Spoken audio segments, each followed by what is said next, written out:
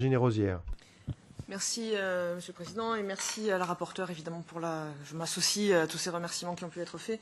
Je suis tout à fait en ligne avec la position de notre rapporteur qui a été présentée par Evelyne, qui est avant toute chose de renforcer et de clarifier les conditions légales de détention. Ces conditions doivent être garanties bien sûr pour les chasseurs, les tireurs sportifs. On doit aussi aménager des exceptions lorsque c'est nécessaire, mais ces exceptions doivent être strictement encadrées. Je pense particulièrement à la situation des réservistes ou des musées. Et à ce titre, je pense effectivement que les collectionneurs doivent être traités comme n'importe quel particulier, ne nécessitent pas d'exception particulière. Je m'associe également à la volonté d'améliorer la traçabilité et l'interopérabilité du suivi des armes à feu lorsqu'elles traversent nos frontières et bien sûr au meilleur encadrement de la neutralisation, des armes neutralisées et de la neutralisation. S'agissant des amendements qui ont été déposés, je voulais manifester une claire opposition en particulier aux amendements qui souhaitent le retrait pur et simple de cette directive. L'étude REFIT a montré que la révision de cette directive était nécessaire.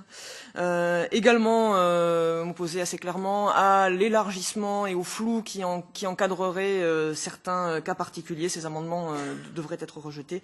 De même que ceux qui voudraient élargir les conditions de vente en ligne, qui, à mon sens, doivent au contraire, comme le propose la rapporteure, être renforcés. De même pour la détention par les mineurs.